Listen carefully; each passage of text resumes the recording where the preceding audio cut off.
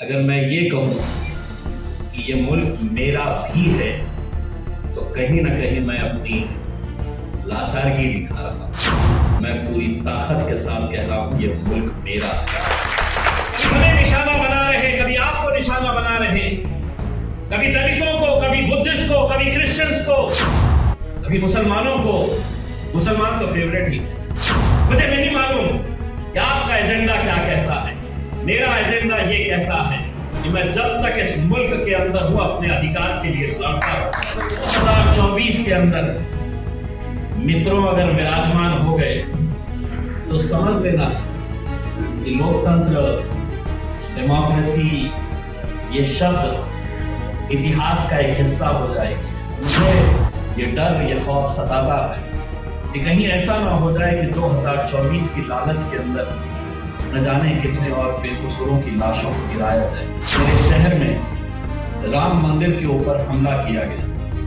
मैंने बहुत कोशिश की किसी तरीके से उसको कंट्रोल करूं, लेकिन जब मेरे से भी कंट्रोल नहीं हुआ तो मैं उस मंदिर के सामने जाकर खड़ा हो गया और मैंने ये कहा कि कुछ भी हो जाए, कितने मरते हैं, कितने जीते हैं, लेकिन मंदिर को हाथ नहीं लगाने दूंगा।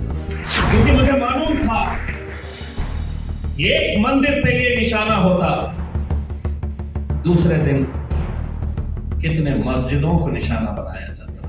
पैगाम देने के लिए आया हूं, ये बताने के लिए आया हूं इस कॉन्फ्रेंस के जरिए कि ये मुल्क, ये देश मेरा है।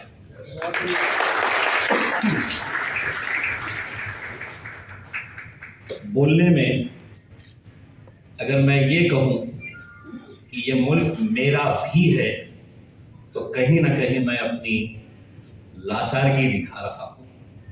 मैं पूरी ताकत के साथ कह रहा हूँ ये मुल्क मेरा है। वक्त आया है कि हम सबको ये सोचना है, ये डट के बोलना है और पूरी ताकत के साथ लड़ना है। बहुत सारे लोग ये कहेंगे कि आज इस मुल्क के अंदर जो हालात चल रहे हैं, कैसे खौफनाक हालात से हम गुजर रहे हैं, लेकिन सोचिए कि जिस कॉन्स्टिट्यूशन क्लब के इस हॉल के अंदर बैठे हैं हम, अगर अचानक उसकी छत गिर जाए तो हम ऐसे भी मरने वाले हैं। तो अगर जीना है तो लड़के जीना है। और मैं समझता हूं कि इस कॉन्फ्रेंस से हमें एक सबक लेकर उठना चाहिए। यहां पर जब मैं इस कॉन्फ्रेंस के अंदर जिन विषयों के ऊपर चर्चा होने वाली है, तो जब पढ़ रहा हूं तो पढ़ने में, बोलने में, सुनने में कितना अच्छा लगता है। सुनिए एक सब्जेक्ट क्या कहता है। अल्पसंख्यक समुदाय के संवैधानिक अधिकार और शासन प्रशासन की वर्तमान नीति। कितना अच्छा लग रहा है सुनने के लिए। Constitutional rights of minorities and government policies. दूसरा सब्जेक्ट है अल्पसंख्यक समुदाय पर हमले और कानूनी कार्रवाई। ये सब्जेक्ट ही गलत है। बात सिर्फ हमले तक रहनी चाहिए थी, क्योंकि कानूनी कार्रवाई तो होती ही नहीं है। अल्पसंख्यक विरोधी मीडिया प्रोपेगेंडा। जो लोग मुझे जानते हैं, सिर्फ मैं एक मेंबर ऑफ पार्लियामेंट की हैसियत से आप मुझे पहचानते हैं। मैं आपको मेरा एक तारुफ ये भी कराना चाहता हूँ। मैं 24 साल पत्रकार था। मैं 12 साल एक महाराष्ट्र के बड़े न्यूज़पेपर में एज ए जर्नलिस्ट था और उसके बाद 12 साल में एनडीटीवी के साथ काम किया। और जब कुछ दिन पहले खबर आई कि पत्रकारिता का आखिरी जो स्तंभ बचा हुआ था, जो सही मानों में पत्रकारिता कर रहा था, वो भी अडानी साहब खरीद कर लेकर गए, तो फिर सवाल यह हुआ कि कहीं ना कहीं इस मुल्क से जो हमारे एक एक पिलर्स है डेमोक्रेसी के, वो पिलर्स को या तो पूरी तरह से नष्ट कर दिया जा रहा है, खत्म कर दिया जा रहा है। मीडिया आपने पूरा अपने हाथ में ले लिया और लेना भी चाहिए। कोई भी होशियार बिजनेसमैन और कोई भी राजनीति में रहने वाला जिसे ये भ्रम हो चुका है कि मैं अब ऊपर हूं तो जिंदगी भर ऊपर रहूंगा, नीचे आऊंगा ही नहीं। बेसिक न्यूटन की थियरी है, everything that goes up has to come down. और आप इस गलतफहमी के शिकार में जी रहे हैं कि अब मैं ऊपर हूं तो ऊपर ही रहूंगा। आप ऊपर है तो अब ऊपर ही रहिए।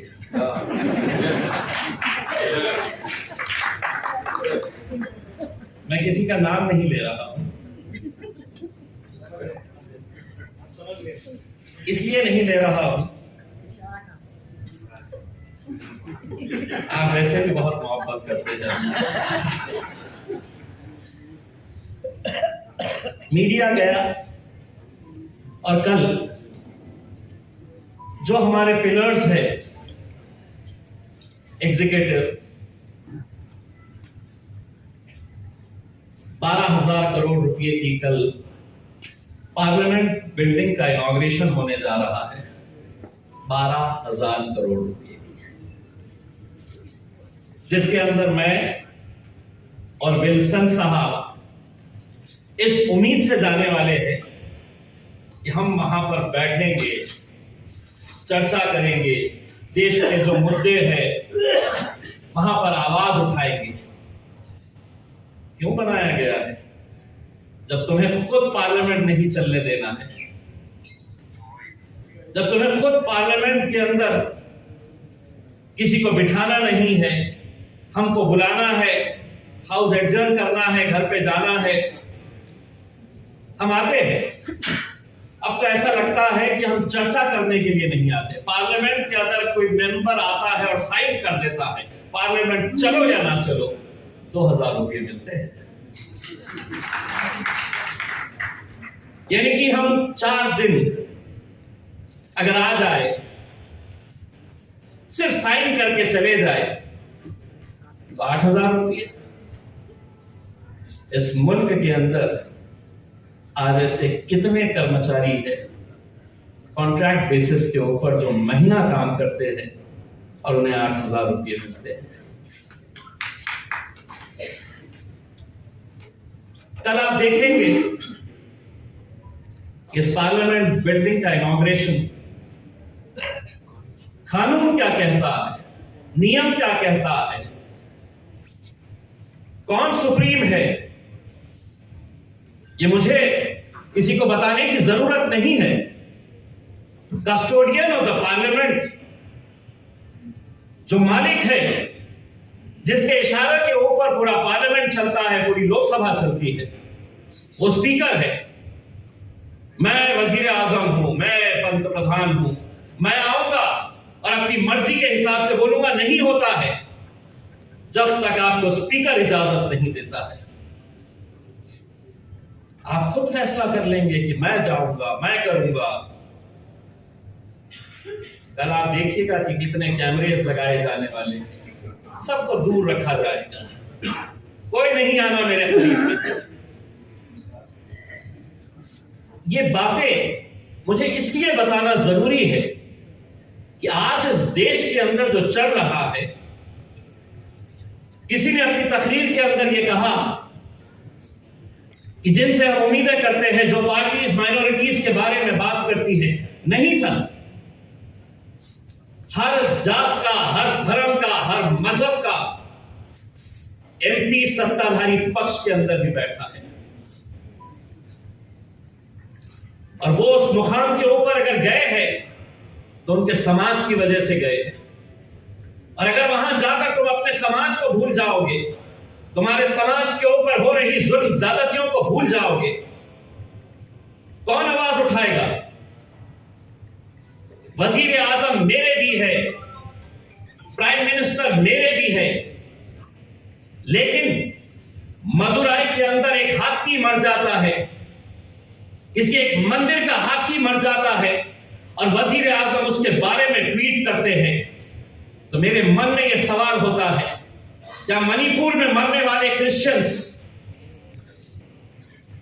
मणिपुर में मरने वाले अगर हिंदू भाई भी है तो उनके लिए कौन आवाज उठाएगा? तुम हाथी के लिए ट्वीट कर रहे हो लेकिन एक लफ्ज बोलने के लिए तैयार नहीं है। कहीं ना कहीं कुछ ना कुछ गलत हो रहा है। और वो क्यों हो रहा है, बहुत ज्यादा सोचने की जरूरत नहीं है। ये जो है, हम बटे हुए हैं, हम बटे हुए हैं। अरे एक बार एक ताकत बनकर खड़े तो रहो, एक बार बनकर खड़े तो रहो।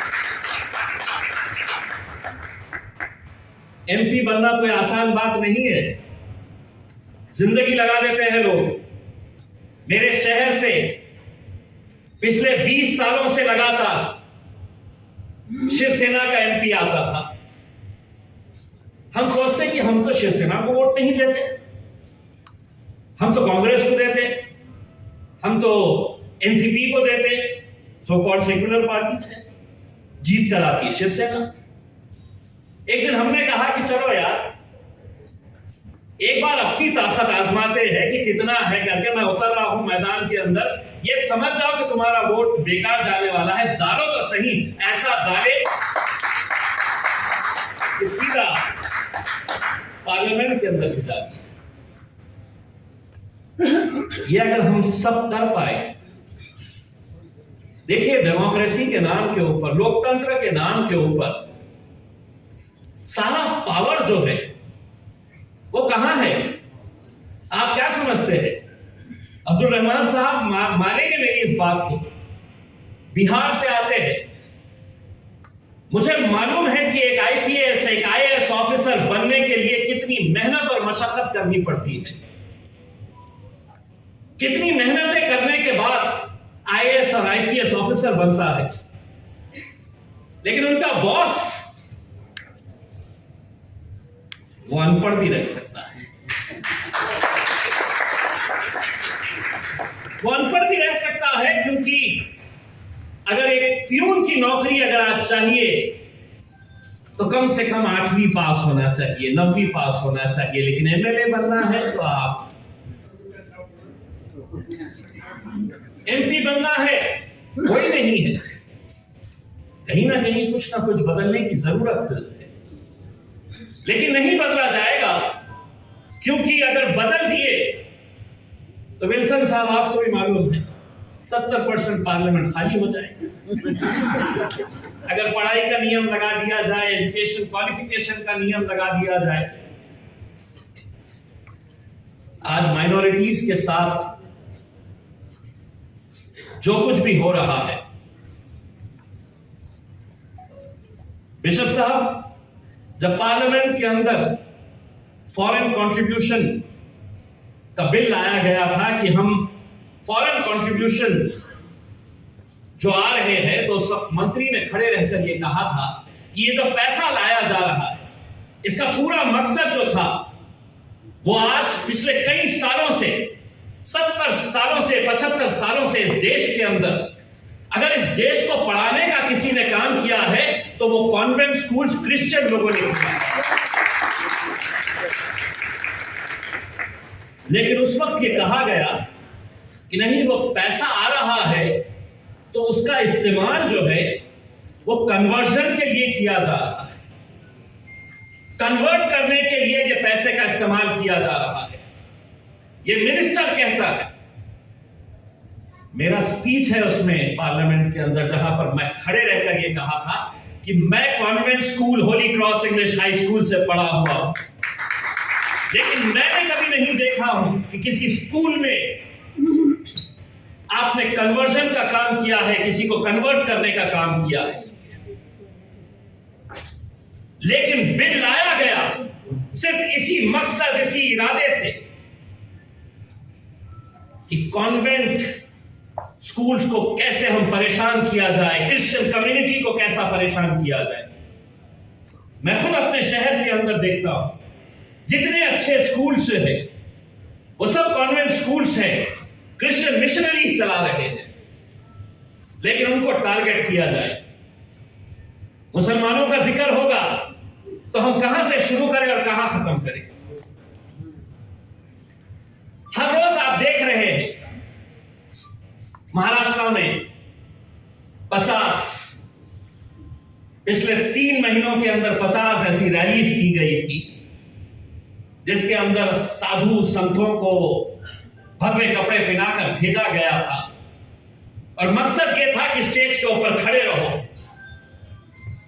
और जितनी गालियां दे सकते हैं,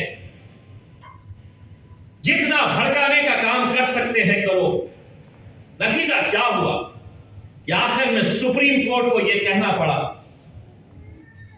कि the government is important, the government is important, take action. ये सुप्रीम कोर्ट को कहना पड़ा कि कार्रवाई करो अगर कोई हेट स्पीच कर रहा है तो। कितनों पे अरेस्ट करेंगे? कभी सुने हैं आपने? कभी सुने हैं आपने कि जो लोग भरी महफिलों के अंदर कभी हमें निशाना बना रहे, कभी आपको निशाना बना रहे, कभी दलितों को, कभी बुद्धिस्ट को, कभी क्रिश्चियंस को, कभी मुसलमानों को। मुसलमान तो फेवरेट ही है, हमारे बगैर तो खाना ही हजम नहीं होता जब तक हमें गालियां नहीं देंगे। और अब तो होड़ लगी हुई है, बड़ा नेता बनना है, जो ज्यादा गाली देगा तो बड़ा बनेगा। अब ऐसे हालात के अंदर हमने खामोश बैठना, हमने सुनना, हमने बर्दाश्त करना या हमने लड़ना? मुझे नहीं मालूम कि आपका एजेंडा क्या कहता है। मेरा एजेंडा यह कहता है कि मैं जब तक इस मुल्क के अंदर हूं अपने अधिकार के लिए लड़ता रहूं, मैं आवाज उठाता रहूंगा,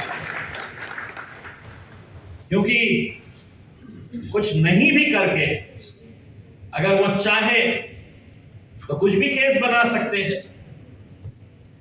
तो ऐसे हालात के अंदर क्यों नहीं हम लड़े? आज अफसोस इस बात का है 2014 के बाद, देखिए सियासत अपना रंग, हर पॉलिटिकल पार्टी अपने हिसाब से। मैं एक बात बहुत ही संजीदगी के साथ ये कहना चाहता हूं और बड़े दिल से ये कहना चाहता हूं कि कभी ना कभी तो ये सरकार हटेगी, कभी ना कभी तो ये जुल्म और सितम के जो बादल हैं वो छटेंगे। एक दौर था जब निचला तबका जो था, जो अनएजुकेटेड लोग थे, जो इलिटरेट थे, झोपड़पट्टियों में रहते थे, पहले सिर्फ भड़काने का काम उन्हें किया जाता था। ये नीचे के तबके के लोगों को भड़का दो। एजुकेटेड क्लास इसका शिकार कभी नहीं हुआ था। लेकिन आज अफसोस के साथ कहना पड़ रहा है कि एजुकेटेड क्लास का जो रवैया है, आप देखिए सोशल मीडिया के ऊपर कैसा भरा पड़ा रहता है। आप जरा सा आजमा लीजिएगा, नहीं आजमाए होंगे तो सिर्फ आज डाल दीजिएगा सोशल मीडिया के ऊपर कि नहीं, the new parliament building should be inaugurated by the president of India or the speaker। देख लीजिएगा एजुकेटेड क्लास का कोई तर्क नहीं, कोई वितर्क नहीं, कोई आर्गुमेंट नहीं, कोई लॉजिकल बात नहीं, बस भक्ति के अंदर इतने चूर हो चुके हैं कि कोई कुछ नहीं कहना। हमारे आका को, हमारे साहब को, हमारे देव को कोई कुछ नहीं कहना। कब तक हम लोग सुनते रहेंगे? ये सियासी जलसा नहीं है, वरना सियासी जलसों के अंदर मैं ये कहता हूं कि 75 साल तक तुम बोलते थे, हम सुनते थे, अब हम बोलेंगे और तुमको सुनना पड़ेगा। आज मैं जो हालात देखता हूं, मॉब लिंचिंग की घटनाओं के ऊपर क्या मुझे नहीं लगता है, क्या आपको नहीं लगता है कि किसी बेकसूर एक इंसान को पकड़ के मारा जा रहा है, पीटा जा रहा है? कभी ये कहा जा रहा है कि तुम ये पहनोगे नहीं, तुम हिजाब पहनोगे नहीं, तुम बुर्का पहनोगे नहीं, तुम्हारे फ्रिज के अंदर क्या है, तुम कौन सा गोश्त खाओगे नहीं खाओगे, तुम क्या पहनोगे, तुम क्या बोलोगे। ये भी हमारे लोकसभा के हमारे मित्र है नाबा कुमार सरानिया साहब, मेंबर ऑफ पार्लियामेंट, और जोरदार तालियों से इनका भी स्वागत करिए।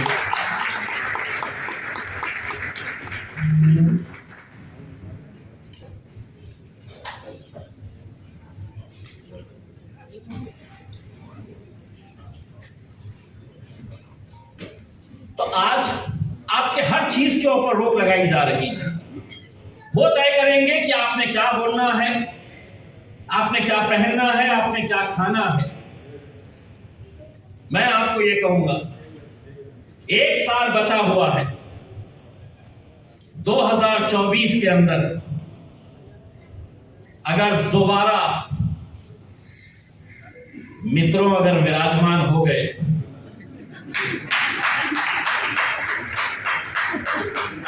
तो समझ लेना कि लोकतंत्र, डेमोक्रेसी, ये शब्द इतिहास का एक हिस्सा हो जाएंगे, इतिहास का हिस्सा हो जाएंगे। ये संविधान को बचाने की बात कर रहे हैं, किस संविधान की बात कर रहे हैं? हर रोज ये संविधान की धज्जियां उड़ा रहे हैं और हम ये कहते हैं कि अगर 75 सालों के अंदर इस मुल्क ने तरक्की की है, अगर हम भाईचारे की तरह रहे हैं, आपकी जात अलग, आपका धर्म अलग, आपका मजहब अलग, लेकिन हम सब एक भारतीय बनकर रहे हैं, तो सिर्फ वो संविधान की वजह से रहे। लेकिन आज लड़ाओ क्रिश्चियंस को हिंदुओं से, हिंदुओं को मुसलमानों से, मुसलमानों को बुद्धिस्ट से, मराठाओं को इनसे उनसे, यही काम, यही एजेंडा चल रहा है। लोग खुशियां जब मना रहे थे कि कर्नाटक हार गए, ये शुरुआत हुई, मुझे चिंता सताने लगी। और यकीन मानिए इसके ऊपर आपको भी गौर करना है।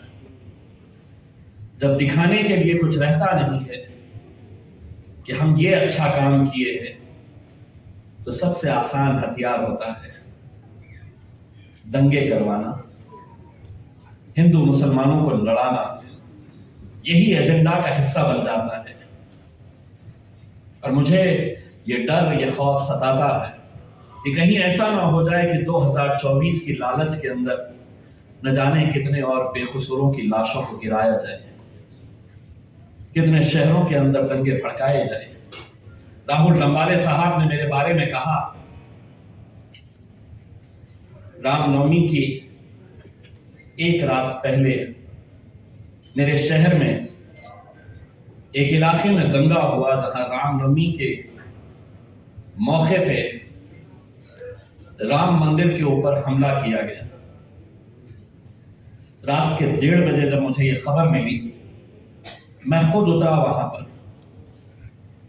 मैंने बहुत कोशिश की किसी तरीके से उसको कंट्रोल करूं, लेकिन जब मेरे से भी कंट्रोल नहीं हुआ तो मैं उस मंदिर के सामने जाकर खड़ा हो गया और मैंने ये कहा कि कुछ भी हो जाए, कितने मरते हैं, कितने जीते हैं, लेकिन मंदिर को हाथ नहीं लगाने दूंगा। क्योंकि मुझे मालूम था एक मंदिर पे ये निशाना होता, दूसरे दिन कितने मस्जिदों को निशाना बनाया जाता है। और आज महाराष्ट्र के मुख्यमंत्री हो, प्राइम चीफ मिनिस्टर हो, डिप्टी चीफ मिनिस्टर हो, होम मिनिस्टर हो, डायरेक्टर जनरल ऑफ पुलिस हो, एक मेंबर ऑफ पार्लियामेंट उनको पत्र लिखकर ये कहता है कि इसकी इंक्वायरी कराइए। एक हाईकोर्ट के जज से, एक रिटायर्ड हाईकोर्ट जज से आप इंक्वायरी कराइए, कोई जवाब नहीं आता है। मजबूरन एक मेंबर ऑफ पार्लियामेंट अपने वजीर आजम, अपने प्राइम मिनिस्टर को लेटर लिखता है, अपने देश के होम मिनिस्टर को लेटर लिखता है अमित शाह साहब को कि आप इसकी इंक्वायरी कराइए। मोदी जी का एक जवाब आता है मुझे एक लाइन का, आपका पत्र मिला मुझे, आपका पत्र मिला मुझे, ये जवाब मिलता है। मैं उनसे ये कहना चाहता हूं, मैंने आपकी खैर खैरियत तो पूछा नहीं कि आपकी तबीयत कैसी है, कैसा प्रचार चल रहा है आपका, सब ठीक ठाक चल रहा है, बढ़िया। मैंने आपसे एक दंगे की जांच की मांग की जिसमें 2 लोगों की जान गई, और जब सरकार खामोश बैठती है तो क्यों मैं ये नहीं कहूं कि ये दंगा कराने के अंदर तुम्हारा ही हाथ था। वरना कराओ, अगर है हिम्मत तो कराओ। मैं बताऊंगा कि कैसा पुलिस की गाड़ियों को रोका गया था वहां पे पहुंचने से, कैसा फायर ब्रिगेड की गाड़ियों को रोका गया था वहां पहुंचने की, सब एविडेंस है, जानते हैं। इसके चक्कर में पड़ो मैं 24 साल पत्रकार था, पुराना हिसाब किताब निकाल देगा तो अपनी बात लग जाएगी, तो इसलिए खामोशी। हालात तो ये हो गए हैं दयाल साहब कि जुल्म के सारे हुनर अब हम पर ही आजमाए जाते हैं, जुल्म भी हम ही सहते हैं और जालिम भी हम ही कहलाए जाते हैं। ये आज ऐसे हालात से हम गुजर रहे हैं। मैं समझता हूं कि ये कॉन्फ्रेंस एक शुरुआत है हम लोगों को इकट्ठा होने की, और साथ में मिलके, कहते हैं ना एक अकेला थक जाएगा, हम सबको ये बोझ उठाना है, लड़ना है, और हाथ से हाथ मिलाकर अगर हम लोग एक ताकत बनकर एक जंजीर की तरह खड़े रहेंगे तो मेरे हिसाब से अच्छी अच्छी ताकतें झुक जाती है। और मैं समझता हूँ ये झुकाने का मौका है, ये लड़ने का वक्त आया है, हम सबको लड़ना है, हम सबको मिलजुल कर इसका रास्ता कैसे निकाला जाए इसके ऊपर विचार करना है। आप कितना भी जुल्म कर ले, आप कितना भी ये सोच ले कि हम इन पे जुल्म करेंगे, खास तौर से हमें हर दूसरे दिन ये कहा जाता है, हर दूसरे दिन कहा जाता है, और जैसे जैसे अब इलेक्शन के दिन करीब आएंगे तो दिन में 2 मरतबा कहा जाएगा कि हम जैसा बोल रहे हैं वैसा करो, हम जो बोलना चाह रहे हैं वो सुनो, नहीं तो पाकिस्तान चले जाओ। मैं आज इसके जरिए पैगाम देना चाहता हूँ, ये मुल्क मेरा था, मेरा है, और इंशाअल्लाह क़यामत तक मेरा है। बहुत बहुत शुक्रिया, थैंक यू।